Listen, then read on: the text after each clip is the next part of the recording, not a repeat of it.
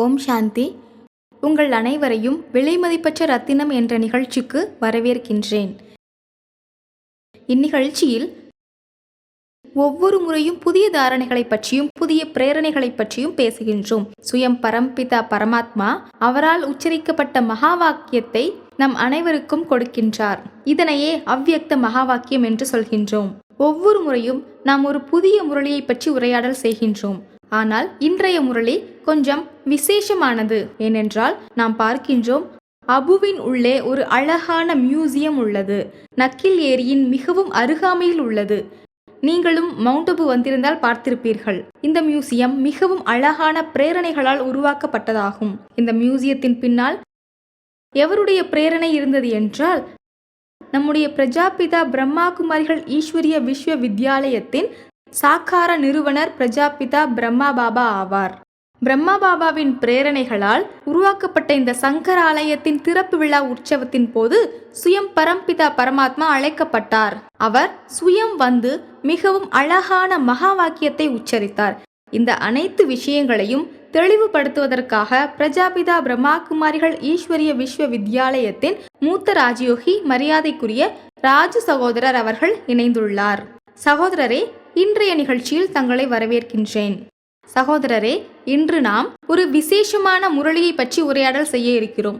ஏனென்றால் 17/4/1969 ஆண்டில் கூறப்பட்டது. முரளியின் தலைப்பு அபு ஆன்மீக சங்கராலயத்தின் திறப்பு விழா ஆகும். அபு மியூசியத்தின் திறப்பு விழாவின் உற்சவத்தின் போது பரமாத்மாவால் உச்சரிக்கப்பட்ட மகா வாக்கியம் ஆகும். நாம் முரளியை படித்தோமானால் அதில் பரமாத்மா மிகவும் தெளிவாக எளிய முறையில் அனைவரிடமும் ஒரு அழகான கேள்வி கேட்டுள்ளார். உங்களுடைய சிநேகம் யாருடன் உள்ளது? இந்த கேள்வியை எல்லோரிடமும் கேட்டால் ஒவ்வொருவருக்கும் வெவ்வேறு பதில்கள் இருக்கும். ஆனால் இந்த முரளியில் பரமாத்மா ஒரு விசேஷமான சிநேகத்தை பற்றி பேசியுள்ளார். அது என்னவெனில் புருஷார்த்தத்தின் மீது சிநேகம். நான் அந்த வரியை படிக்கின்றேன்.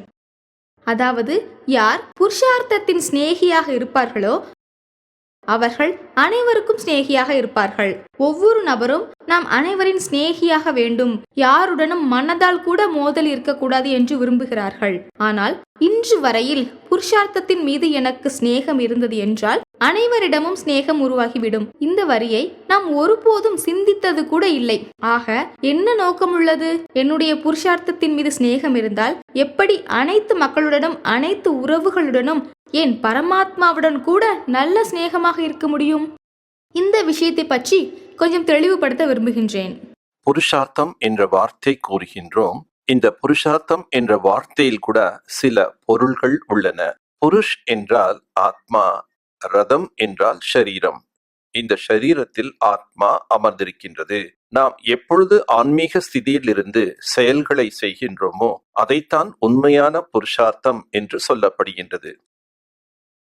நாம் நம்முடைய குறிக்கோளை அடைய வேண்டும். உங்களுடைய இலக்கு எங்கு இருக்கின்றது? சம்பூர்ண தன்மை. அந்த சம்பூர்ண தன்மை அடைவதற்கு முயற்சி செய்ய வேண்டும். அதாவது நாம் ஓட வேண்டும். அந்த லட்சியத்தை பிராப்தம் அடைய சற்று நாம் முயற்சி செய்ய வேண்டும். சில விஷயங்களில் சகித்து கொள்ள வேண்டும். சில விஷயங்களை தியாகம் செய்ய வேண்டும். சில நேரம் எதிர்கொள்ள வேண்டும். சிலருக்கு நாம் மரியாதை கொடுக்க வேண்டும். அப்பொழுது நாம் லட்சியத்தில் முன்னேற முடியும். எப்பொழுது நம் வாழ்வில் சில லட்சியம் உருவாகின்றதோ அதை நாம் பிராப்தியாக அடைகிறோம். அதற்காக நாம் புருஷார்த்தம் செய்து கொண்டிருக்கின்றோம். இந்த முயற்சியில் லட்சியத்தை நாம் எதிரில் வைத்துக் கொள்ள வேண்டும். எப்பொழுது முயற்சியில் ஆத்மா ஈடுபட்டு விடுகின்றதோ, முழுமையாக ஈடுபடும் பொழுது அச்சமயம் பிறரின் குறைகள் பலகீனங்கள் மீது கவனம் செல்லாது. மேலும் குறைகள் மீது கவனம் செல்லாத போது அவர்களுடைய சிறப்பு தன்மைகள் நமக்கு தென்படும். அதாவது, ஒரு குழந்தை முன்னால் வர வேண்டும் என்றால் பின்னால் உள்ள குழந்தை என்ன செய்கிறது என்று பார்க்காது. பிறருடைய குறைகள் தென்படாமல் இருந்தால்தான் நாம் முன்னேற்றத்தில் செல்ல முடியும். எப்பொழுது நம்முடைய கவனம் லட்சியத்தில் ஈடுபட்டிருக்கின்றதோ நாம் முன்னேற்ற பாதையில் செல்லும்போது அனைவரும் அவர்களை பின்பற்றுவார்கள். அதாவது அவருக்குள் ஆத்மீக சக்தி அதிகரிக்கும். எந்தளவு கவனம், ஈடுபாடு உள்ளதோ அந்தளவு நாம் முன்னேறலாம். பரமாத்மா நம் அனைவருக்கும் சம்பூர்ண தன்மை அடையும் நிலையை லட்சியமாக கொடுத்திருக்கின்றார், முயற்சி செய்விக்கின்றார். மேலும் யார் புருஷார்த்தி ஆத்மாவோ, புருஷார்த்தி என்றால் அதன் அர்த்தம் நாம் புரிந்து கொள்ள வேண்டும். எந்த ஒரு தவறு ஒரு விஷயம் நடந்துவிட்டதோ அதனை நாம் திரும்பி செய்யக்கூடாது. அதுதான் புருஷார்த்தி. நம்முடைய வித்யாலயத்தில் மாத்தேஸ்வரி அவர்கள் இருந்தார்கள். ஜெகதம்பா சரஸ்வதி என்ற டைட்டில் பாபா அவர்களுக்கு கொடுத்திருந்தார். அவர்கள் முதல் மாணவியாக இவ்வித்யாலயத்தில் திகழ்ந்தார். காரணம், அவர்கள் லட்சியம் வைத்தார்கள், ஒரு முறை தவறு நடந்துவிட்டால், அது தவறு என்று உணர்ந்துவிட்டால் அந்த தவறை மீண்டும் செய்யாமல் உறுதியாக இருப்பார்கள். இதுதான் புருஷார்த்தத்தின் பொருளாகும். ஒரு முறை நடந்த தவறான விஷயத்தை மீண்டும் அவர்கள் செய்ததில்லை.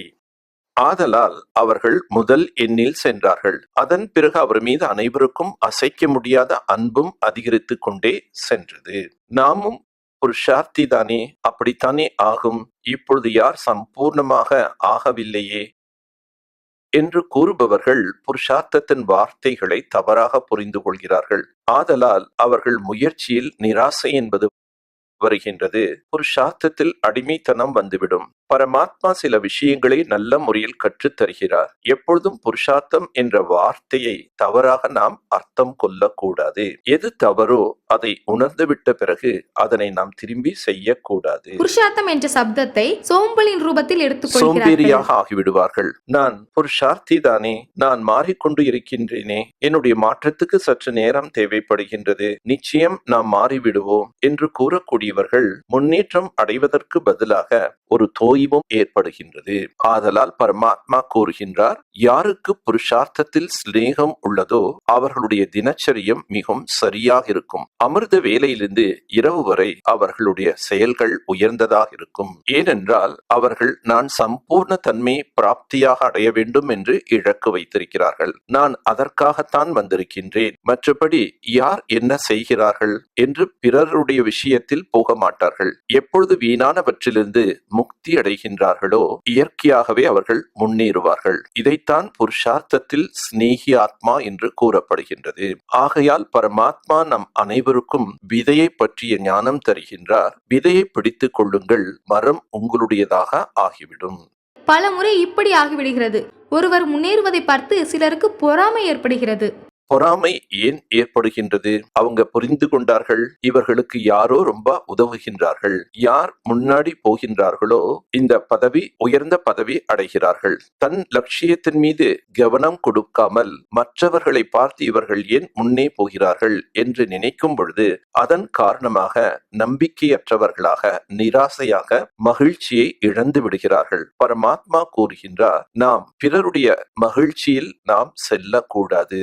ஒவ்வொருவரும் தன்னுடைய முயற்சியின் மூலம் பலனை உருவாக்கி கொண்டிருக்கிறார்கள். நாம் என்ன புருஷார்த்தம் செய்கின்றோமோ அதனுடைய பலனை அடைகின்றோம். எப்பொழுது நாம் நன்கு புருஷார்த்தம் செய்கின்றோமோ அப்பொழுது நம்முடைய ஸ்திதி நன்றாக உருவாகும். ஆடாத அசையாத ஒரே ரசனையில் இருப்பார்கள். யாருக்கு பொறாமை என்பது வருகின்றதோ அந்த பொறாமை என்பது நம்மை கீழே விழ வைக்கும். பரமாத்மா கூறுகின்றார், பொறாமை என்பது ஒரு நெருப்பு. எந்த நபருக்குள் கோபம் மற்றும் பொறாமை என்ற நெருப்பு எரிகின்றதோ அவர்கள் தனக்குள் எரிந்து கொண்டிருப்பார்கள் என்று அவர்களே புரிந்து கொள்ள மாட்டார்கள். பரமாத்மா கூறுகின்றார், ஒவ்வொருவருடைய பாக்கியமும் தனித்தனியானது.